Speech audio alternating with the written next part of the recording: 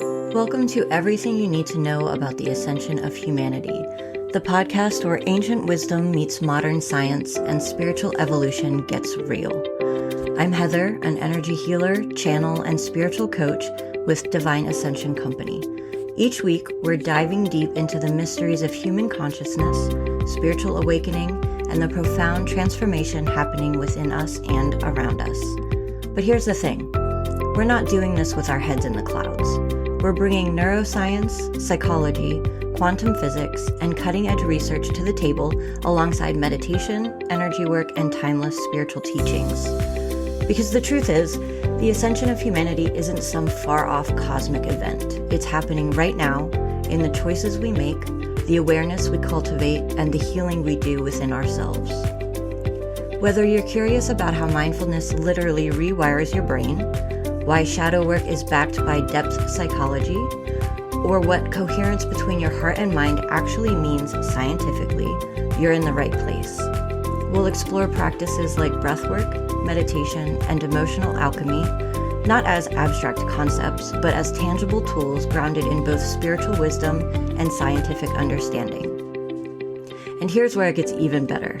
In our bonus episodes, you'll hear from real people sharing real stories. These are the warriors, the healers, the everyday seekers who've walked through their own darkness and found their light.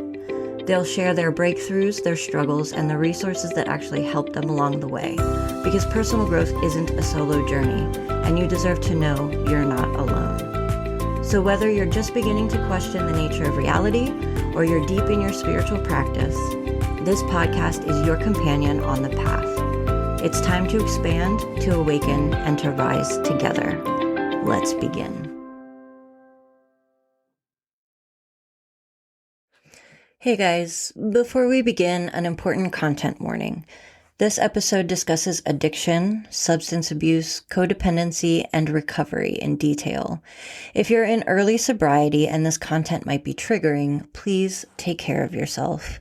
You can always come back to this when you're in a stronger place.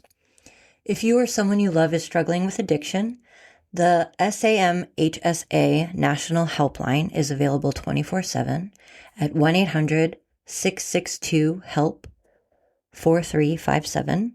You are not alone. Help is available. If you're listening to this while high or drunk or in the middle of a relapse, if you're listening to this while hiding your use from the people you love, if you're listening and thinking, this isn't me, I don't have a problem, I can stop whenever I want, then this episode is for you. Today's guest is Josh, and they sat exactly where you're sitting right now, telling themselves it wasn't that bad, that they had it under control, that they could stop anytime, until they couldn't. Until the thing they were using to cope with became the thing destroying their life. Josh is going to share his story of addiction, codependency, hitting rock bottom, and clawing his way back to sobriety. And I'm not going to lie to you, it isn't easy. It's still not easy. But here's what they want you to know. It's possible. Recovery is possible. Sobriety is possible. A life where you don't need substances to survive your own mind is possible. You're not too far gone. You're not beyond help. You are not unworthy of healing, but you have to choose it and keep choosing it, even when it's hard, especially when it's hard. If you're ready, or even if you're just ready to think about being ready, keep listening. Josh's story might just be the thing that you've been waiting for. Josh, how are you doing today? I'm doing good, Heather. Thanks for having me on. I'm excited to be here. Awesome. I'm super happy that you're here. So tell us a little bit about yourself, your story. What are you doing? Sure. I'm an alcoholic addict in recovery. I've been I drank for decades to self-medicate, to escape thoughts that I didn't want to have, and through therapy and dealing with like past traumas and learning about codependency and things like that, I've been able to stay sober and not and be able to live without hiding from my feelings, if you will. hmm hmm So what were you doing? Like, what was your job? Where were you at in life when you realized that the alcoholism was a problem? Well, I knew alcohol was a problem for at least a decade, but I was very successful. I had built companies and sold them to some very large companies. The most recent Photosol US Renewable Energy I co-founded and then ended up selling in March of 2022 to Engie, which is a global Fortune 500 company. And there I went on to become an executive. Um, but burnout and just a lot of things just piled up, and I ended up abruptly leaving that position, and my drinking really got out of hand because I had didn't have the guardrails up anymore. Of I have meetings to go to. I've got to pace myself. I can't be wasted all day. That accountability, So right? Yeah. yeah, so and that was July of 2023, and shortly thereafter, I ended up in rehab for the first time. It obviously didn't stick, but I started learning things about myself and about why I was drinking. It took about another year for me to get sober, but and two more trips to rehab. But through those, each time I learned something more, and here I am today, sober and rebuilding my life. Well, congratulations. That's amazing. Appreciate that. So the first time you went to rehab and the last time you went to rehab, what is something, what is the most important, impactful thing that you learned each time that kind of kept you, because we all make mistakes. We're human, right? We fall, Yeah. we get up, we fall, we get up. That's part of the process. So between the first time and the last time you went to rehab, what's the most impactful thing that you learned that kind of just kept you going?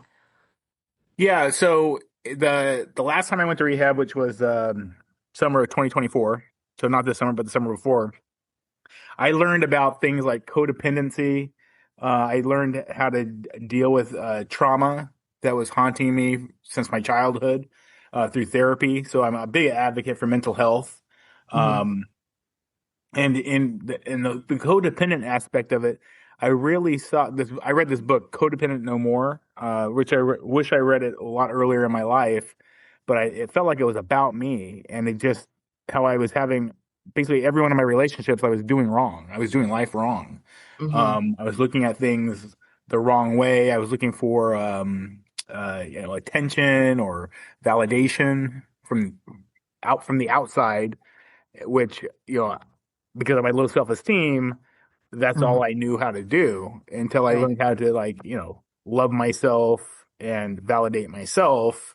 Um, I was looking for it in all the wrong places, if you will, which hmm that was always fleeting and it never satisfied me, right? So, my relationships, unfortunately, were transactional. I was people pleasing. I had hmm expectations that the would never be met, which ultimately frustrated me. And it was like I was self-sabotaging myself, right? But I hmm didn't know it, right? I didn't know I of course I've heard of codependency and all those things around it, but never really understood what it meant, hmm if that makes sense. And then the therapy aspect of it, dealing with trauma, like when I was a kid, I was taken advantage of by a male babysitter. That's always was always something I thought about like daily, right? My hmm whole life, and bad relationship with my father. Just learned how to not let those things dictate my day, right, in my life. Right. And it's unfortunate how, well, unfortunate is a subjective word, but it's interesting how the things that we go through when we're young, that we don't know how to process, that we don't understand, relationships with parents, sexual trauma, sexual abuse, verbal abuse, emotional abuse, it's all Oh, this, sure. Yeah. Yeah. how it truly like diminishes our self-esteem and our self-worth. Hmm. And it's bad enough that we come into this life forgetting who we are and how we are divine and like you said, going within and finding that validation within and loving yourself and how important that is. And how we go through these experiences that just tear that foundation apart on top of the forgetting and how we have to work through all of these experiences to try to find ourselves again. And it's crazy that this crazy again, subjective. It's interesting Right. how we go through all of these things, but it's also beautiful because it's all about perspective, right? So you go through, and I'm a victim of sexual abuse as a child and as an adult, so I totally relate. Sorry. It is what it is. It's a beautiful thing. I have gone through the healing process. I have gone through my forgiveness. I have gone through the perspective shift of knowing that these experiences were important to go through because I have been able to break generational curses from my family because it's Hmm. been a, a reoccurring problem with many people in my ancestral line. I have also learned how to be a better counselor, be a better coach, be a better therapist because I can relate to my patients because I've been through it. So I understand in a more empathetic way. Hmm. But also like I broke the cycle and I turned it into a positive. And a lot of these things, these types of abuse and addiction and all of this, I mean, you can be sympathetic and you can try to help people, but until they hit that rock bottom, you can be supportive, but like, what's the fine line between being supportive and enabling? Because until they hit that point where they want to change, they want to heal, they want to figure out what's going on and make themselves and their lives better, like it's not something that you can really understand completely unless you've been through it. Well, and I'll say that there's many a times I wanted to quit, Hmm. but and I thought I hit rock bottom. But there's always you can always fall further, right? Yeah, just like anything else, there are multiple layers. And it was a lot of it was timing, right? Hmm. I was ready and I was open to learn about these things I've mentioned, um, and maybe those things were presented to me or would have been presented to me if I was more open to it at another time. So it was a, a lot of things came together at the right time. Hmm. It's probably the best way to put it. Um, I never thought I would be able to be sober and enjoy it. I tried it for almost a year and a half back in 2017, 2018, and I was absolutely miserable. They call it a dry drunk, right? So, I mean, and I don't even have a desire to use or drink is, I don't have these things bouncing around my head anymore. Hmm. um, and taking a responsibility for the things that I've done or did or said. Um, actually, uh, people, or at least I didn't ever want to take responsibility. I always blamed other people for things. This isn't my fault, or I did this because of that, or this person. But once I started taking responsibility for things and accepting that, like, yeah, no one can make me do anything, it actually boosted my self-esteem. I started Yeah. feeling better about myself, that I Mhm. wasn't trying to, like, if you will, weasel out of responsibility, Right. or like, That victim mentality, right? yeah, I mean, like responsibility, like, I don't know, for some reason, or taking blame for something or owning up to something, it seemed negative or something throughout my life. Well, yeah, because then you look You like the know, bad guy, and nobody ever wants to look like the bad guy, right? It's a common yeah, thing but among a but lot of people.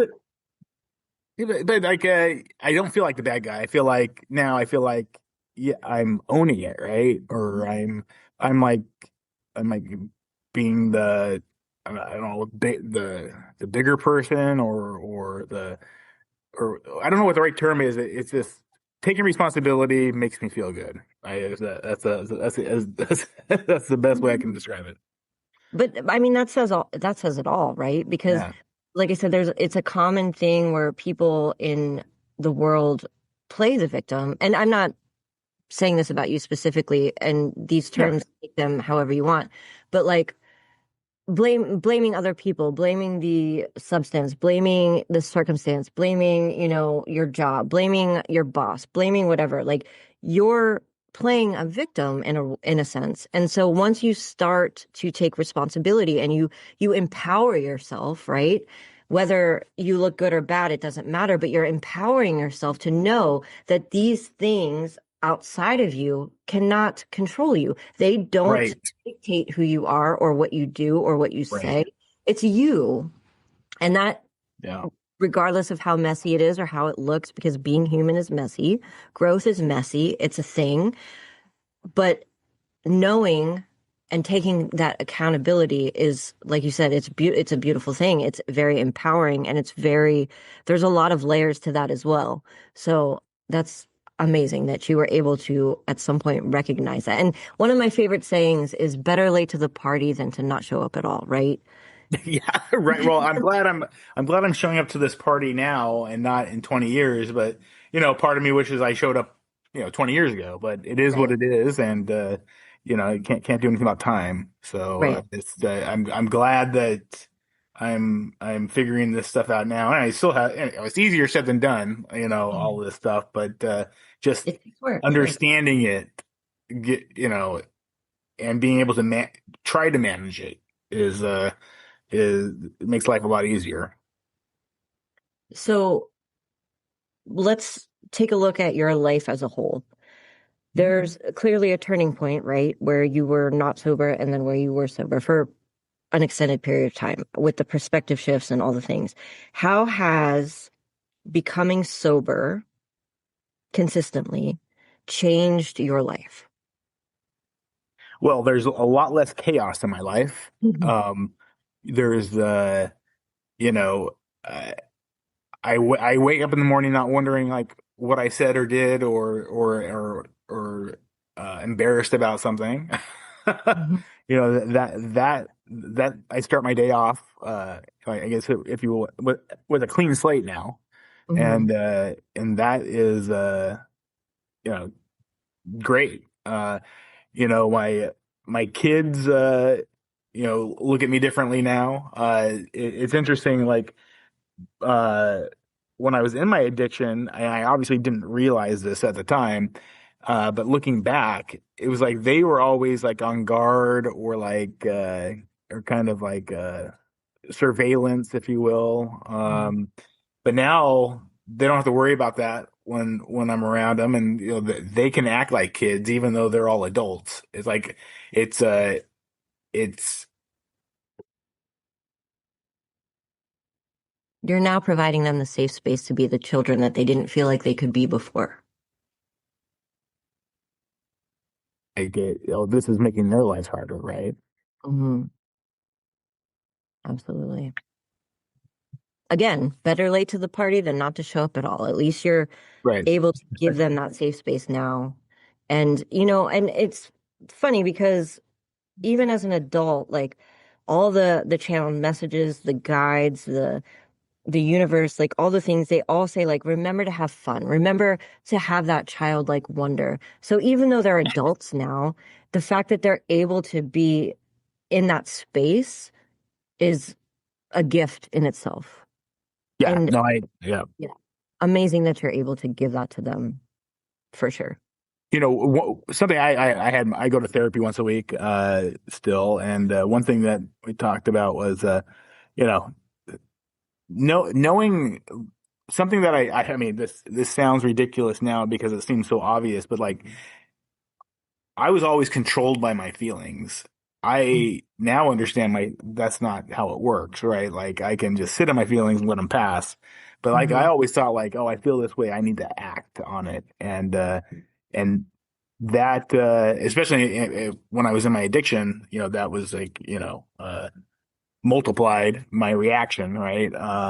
So it's nice and relieving to know that my feelings don't necessarily need an action, that they're just information for me to understand where things are at. So Mhm. I would add that to the big wake up calls for me in the last year and a half. So let's go back to the first time you went to rehab. Yeah.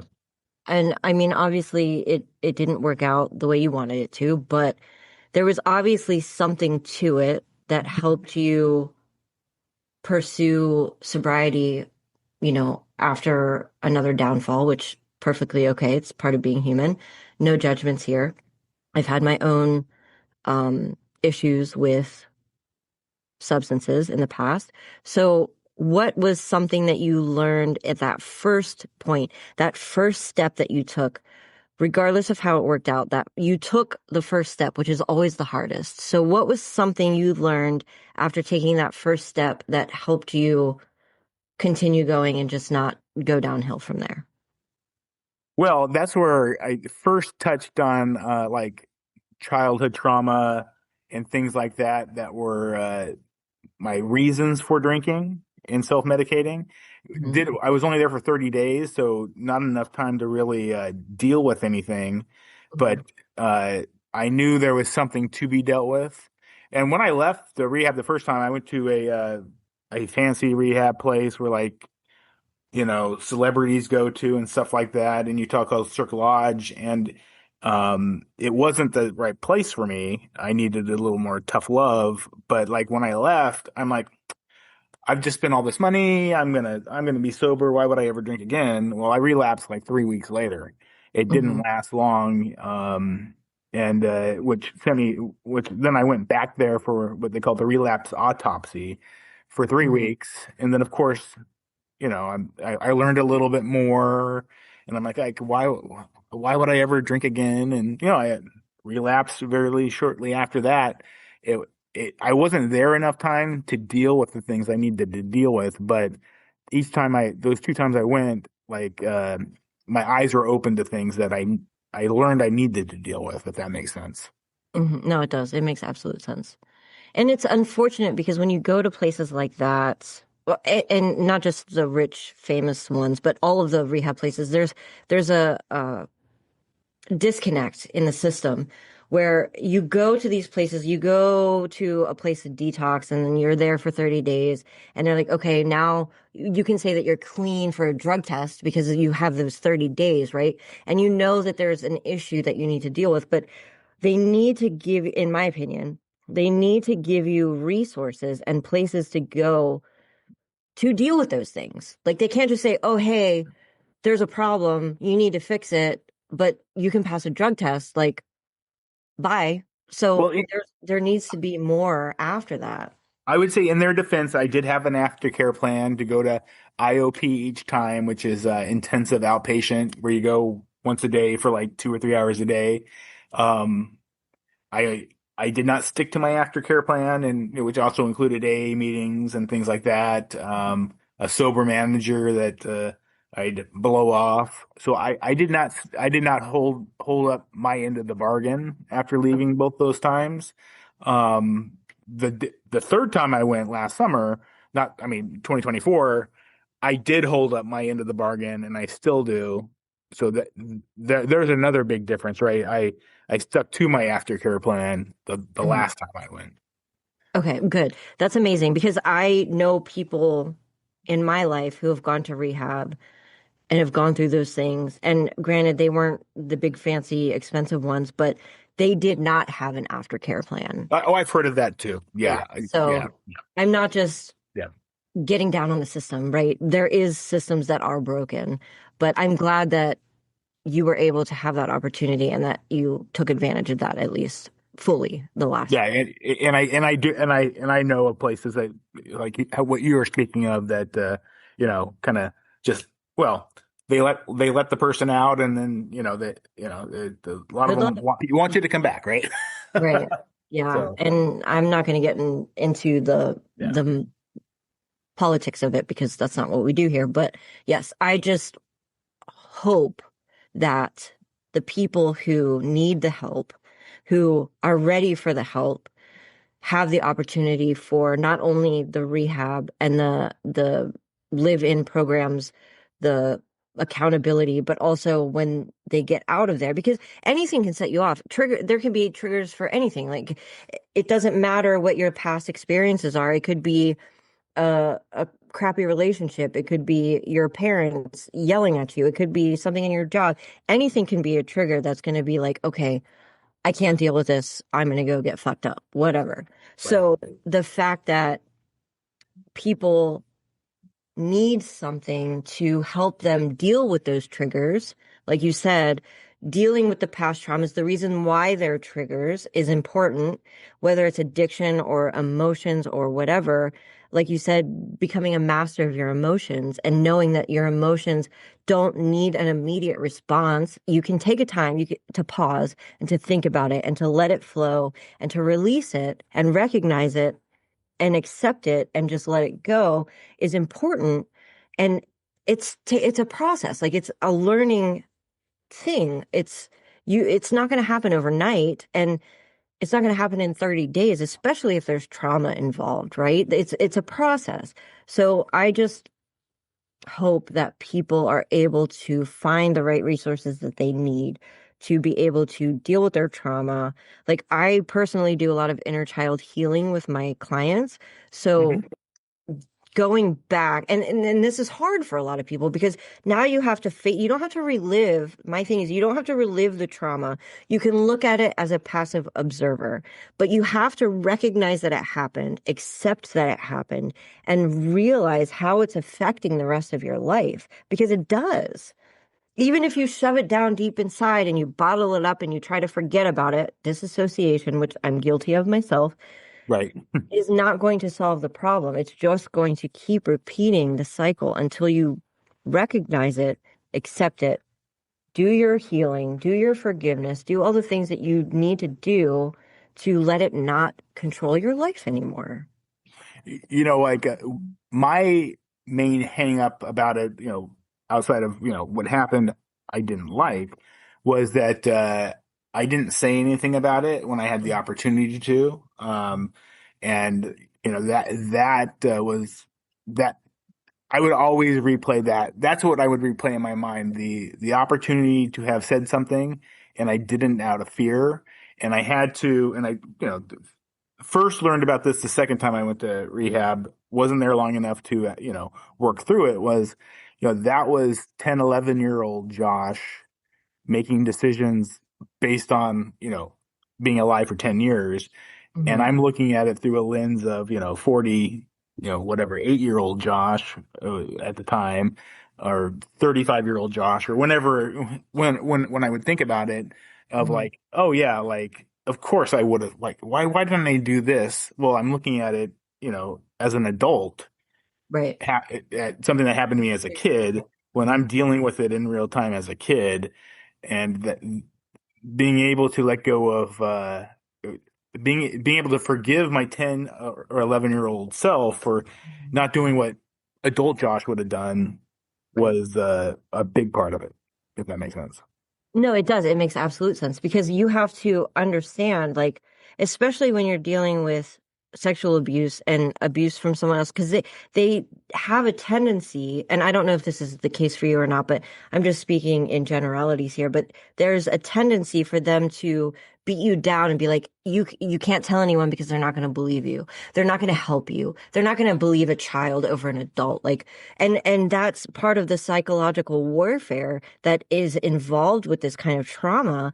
And then so you're a Well, for me, it was the babysitter. He was like 15, 16 years old. He said he was going to kill my family if I said that's anything. also a thing. Yes. Yeah. So like, I'm like 10 years old, and I'm like, and this guy was pretty big. He played football, like lifted weights and stuff. So like, I'm like thinking like, yeah, like this guy could kill my Right. family. So I mean, in your you know, child's mind, you're gonna believe him because yeah, he's big, he's bigger than you. He's I don't want to say threat. Well, he is threatening you, but he's bigger than you. He's very intimidating. So of course, in your 10-year-old mind, you're gonna believe that. yeah. But it's important, especially looking back as an adult, to be able to forgive yourself and to give yourself the gracious space to know that you didn't know any better and it's not your fault. Yeah, I mean, I probably, more worried about uh saying something and the consequences of that for my family, Mhm. And like, and granted, like a lot of my trauma came from my father, who would call me names and things like that as a kid. I was still worried about him being killed by this guy. So it's like looking back at it, I'm looking at all these like mixed weird emotions. But at the Mhm. time, like, you know, I'm 10 or 11 years old, whatever. I'm capable of uh you know, figuring out that, I'm just thinking like I can't say anything. Bottom line, For sure. And there's been a lot of like child abuse victims, physical abuse, things like that, where they one thing that rings out in my mind right now, there was a Netflix special. It was something about, I think his name was Gabriel Hernandez. He was a child. He was in elementary school. He was being physically abused by his parents, his mom especially, but yet he Okay. still took the time to make this beautiful, and I might be getting my facts mixed up because it was a while ago and I have ADHD and my memory is not the greatest, but the point is, he made this beautiful gift, this painting for his mother, expressing how much he loved her, even though going home, he was being physically abused. And he eventually was killed by his family, his parents, mom, Well, his dad, I think. But he still had that love because these are your parents. These are supposed to be your caregivers, right?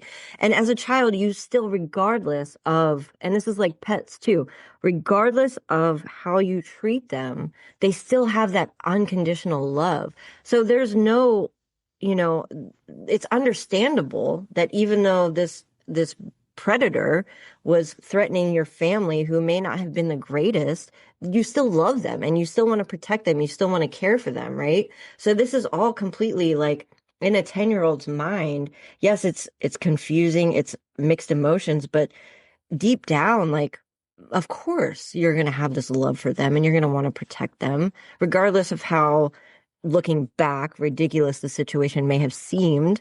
And, I'm sure your father could have protected himself against a 15-year-old football player, but you don't realize that when you're yeah, 10, right. right? What's I mean, this is an ironic story related to this. Like my father was scoutmaster, and I'd get to go on all the campouts, even though I wasn't a scout yet. And we're at Joshua Tree, and the babysitter's there, right? He's in the scout troop, and we're around a fire, and he goes to sit down on a log, right? And I pull it out from underneath him, so he like falls and he spills. And I remember this like crystal clear. Spills his hot chocolate all over him. My dad gets upset with me, starts yelling at me, and like literally like starts spanking me in front of everybody, right? Oh, wow. And I obviously did this because this guy's been like molesting me, right? And Hmm. but I can't say anything because he's gonna kill the guy who is now spanking me in front of everybody, right? It's like I My those heart things goes. would that like sequence of events right there would just drive me mad Mhm. before I dealt with it, right? And It was that's not something a yeah 10-year-old should ever have to deal with. Any of that. The abuse, the reaction from the father in yeah front of all of these children, like, and then trying to have to process these emotions and these things that are happening. Like, your 10-year-old brain is not capable of doing that.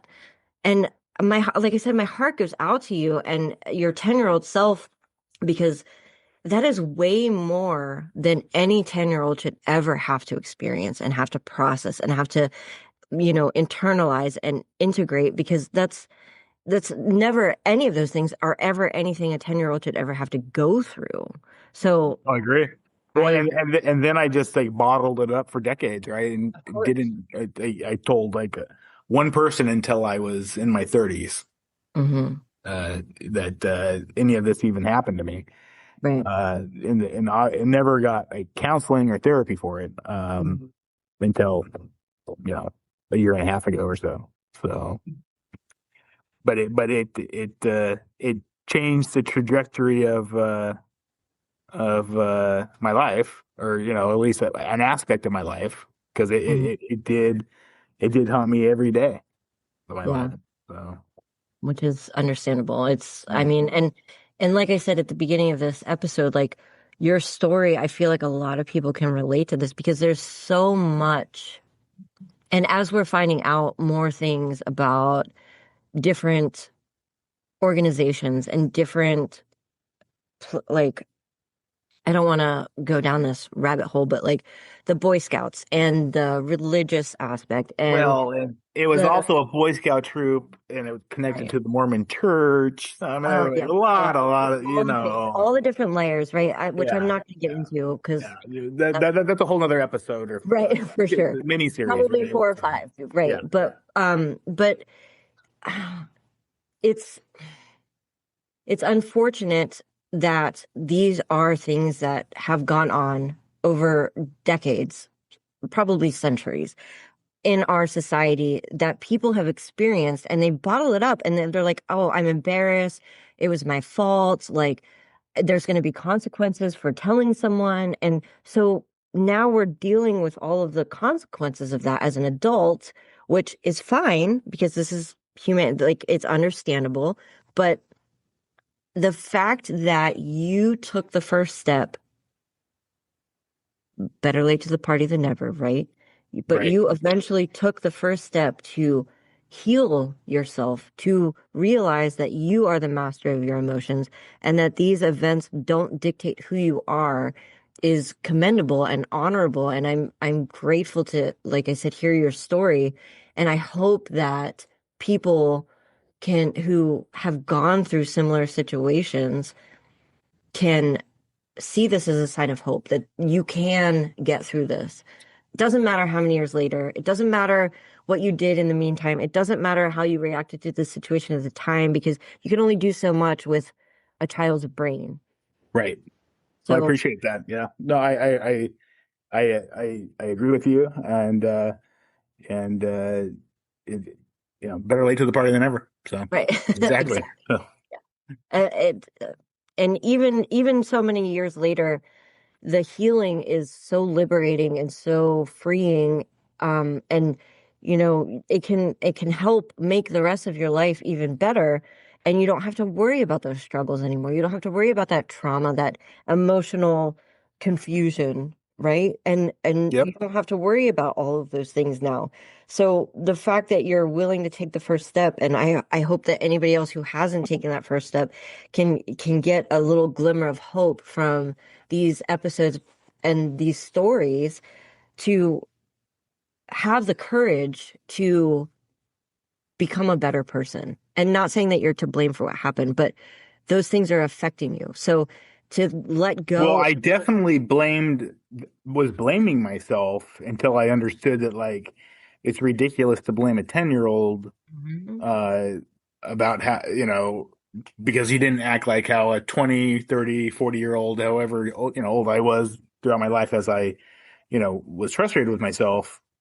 I acted, I dealt with it as a 10-year-old. Yeah, that's the concept I needed to learn. Right. But as an adult, you took the responsibility, you dealt with your trauma, you went through Right. the healing, you did the steps, you did the work, and your life has changed for the better. And that's Exactly. what I'm trying to get across is it doesn't matter how long ago it happened. It doesn't matter how old you were or how old you are now. You know, doing the work and taking the responsibility and forgiving yourself and forgiving that other person and looking at it from a different lens is important if you want to not have those events affect who you are now. Now you have the power. Now you have the mindset. Now you Yeah, have I agree with you. yes, you have the ability to heal that and to move past it. And I hope that people who haven't yet can find the courage to do so because it's liberating, it's freeing, it's an amazing transition to bigger and better things.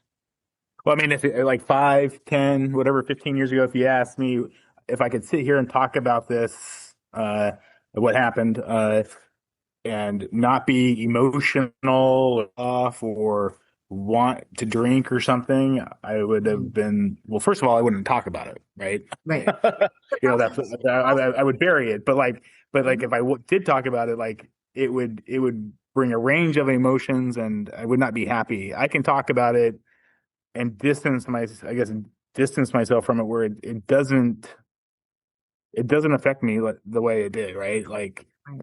And like I said, you're not reliving it now. You're a passive observer. It's yes, okay, facts now. They're just facts. They're not events that are happening still in your mind or your heart or whatever. Like you've passed the point where now you can just look at it as something that happened. It's a past okay. memory. It's a thing that happened. We've gotten through it. You don't have to relive all of those emotions or those feelings anymore, which That's is interesting. What you said there is like before I dealt with this, like I would picture like literally what happened, right? Mhm, Like as we're talking now, or I talk, or whenever this comes up, now, like I don't picture like the actual like events, right? It's mhm, more of just like, yeah, it's frustrated with myself. I didn't deal with it a different way, and that's how it impacted my life, and mhm, this, and then I until I dealt with it. Um, so yeah, it plays itself differently in my mind now. mhm. So what you're saying is it's exactly what's happened to me. So And that's the natural progression of healing, right?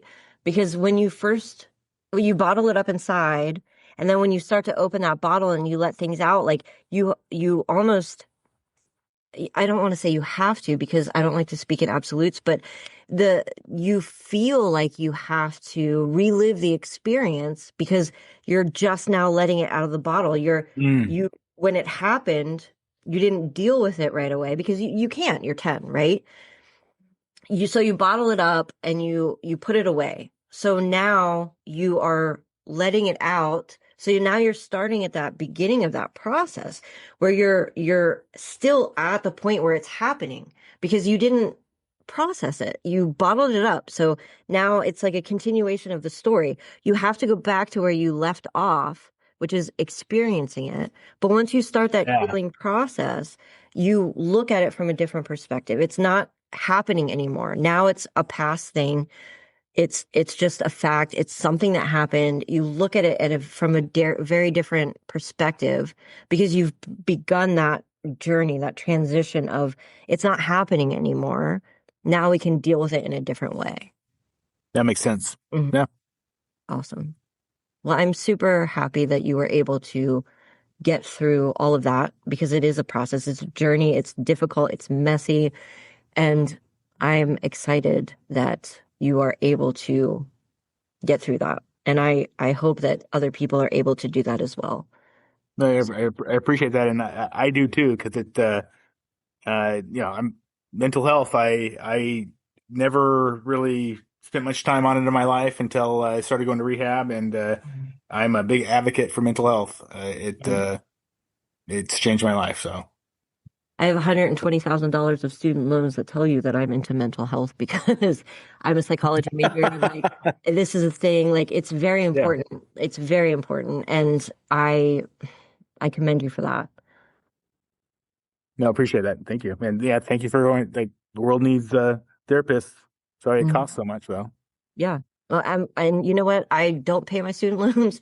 Not worried about it, but that's a whole other thing. But I'm glad that I was able to not only get the education to have the right terminology and the right ways to help other people get through these things, but also like again, looking at my life and the experiences that I went through, the bullying, the abuse, the and I apologize to my family because I haven't shared all of these things with them, but the things that you go through that make you a better person to be an advocate, to Mhm. know what you're talking about, to be like, hey, I understand. I'm not going to judge you for your relapses, your missteps.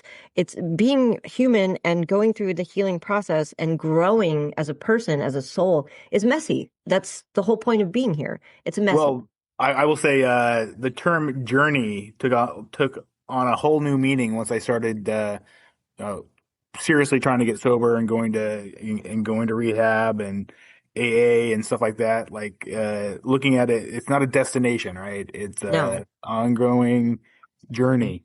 You're never going to be there, right? You're right. on, you're, yeah. So And I mean, look at like hiking or whitewater rafting or whatever. Like you are going through, but you also have the terrain that you have to deal with, and it's all about how you manage that. And Hmm. sometimes you're going to go forward, sometimes you're going to have to go backwards to go forward a different way. Like, oh, I took the wrong route, so let's go backwards a little bit so we can find the right way. So it's a journey, it's a process, it's stepping forward and stepping backwards. It's learning as you learn. And it's a beautiful unfolding of growth, but it's all about how you look at it, right? No, I totally agree, and it yeah, I wouldn't change my trade my worst day now for my best day, in my addiction, Hmm. because that best day in my addiction, there was always something that like that affected somebody or affected me that or potentially could have that I wish it wasn't like that. Uh, Hmm. Now I don't have to worry about a substance or substances getting in the way of my relationships. So Hmm. That's awesome.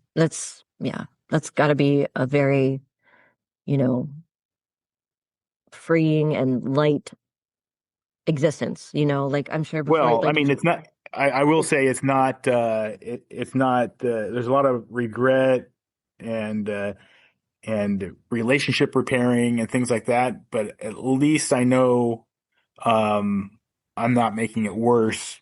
Mhm. You know what I mean? It's like getting sober is just the beginning. Um, but it's going in the right direction, right? Every day For versus sure. before it was like, who knew what was going to happen?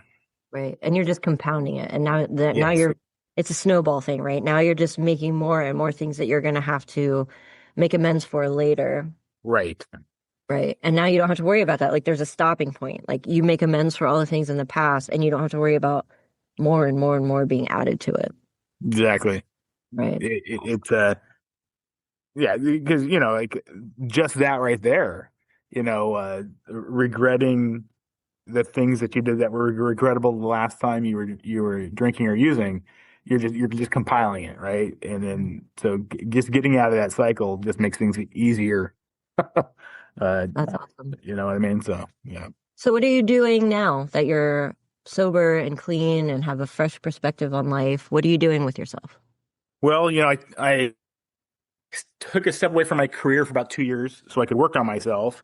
Now, when I initially did that, you know, being sober wasn't the plan, but that's where I am now. So I started Sober.Buzz, which is an online community and also a podcast that's on a break right now called Spreading the Good Buzz. About 90,000 followers around the world and a little over 43 countries last time I counted. Um, so kind of spreading the good buzz is talking about being sober, how people get sober because people get sober different ways, right? Like what worked for me may not work for you or somebody else. So just bringing different perspectives, and Mhm. it's a community that people interact with each other. And then I'm getting back in my industry, energy. And I've been doing some consulting for a solar panel manufacturer out of Asia the last few months, and looking getting back into development and things like that in the energy space. So Uh, kind of rebuilding my life, but you know, minus the addictions and minus the mental I guess unclarity that I had using all the tools that I've learned to do it better, I guess this time, right? for sure. That's great. That's awesome. I'm really proud of you. No, I appreciate that. Thanks, Heather. For sure. Yeah, I know how difficult it is. And it's one day at a time, right? Oh yeah, like I can sit there and look at my life and be like, yeah, I'm not going to drink again, like beyond a day. But like what at the start, yeah, it definitely needs to be a day at a time, and but that day one day at a time can apply to like anything that's difficult in your life, Right. right? And I've applied that to other things, not just drugs and alcohol. Like get through the day, and tomorrow's a new day, and I look at it like every day is like a reset. Mhm. If I That's didn't like what happened the day before. right. That's a good mentality for sure. Now, easier said than done to always, like Yeah. live that mentality, but like that's It's a good step. never really even thought like that before in my life. So that's a Yeah. start. Sure. Awesome. Well, thank you so much for coming on the show, and I'm really glad that you got to share your story, and I'm happy to be a part of that, and I I'm excited for the progress that you've made, and I wish you the best for the future. I appreciate that. Thank you for having me on, and yeah, it's been great. And if I will just say, I never thought I'd be sober. Here I am now. Now I believe that I can be, and so I would just say, don't give up hope, right? Because nobody enjoys being an alcoholic or an addict. I never enjoyed it. It Hmm. just felt like that's what I was. Right. I had a choice, but you know, it can change. So don't give up hope. Awesome. That's great words of wisdom. I appreciate that. All right. Thank you so much, and enjoy the rest of your night. Thanks, Heather. You too. Appreciate it. Bye. Bye.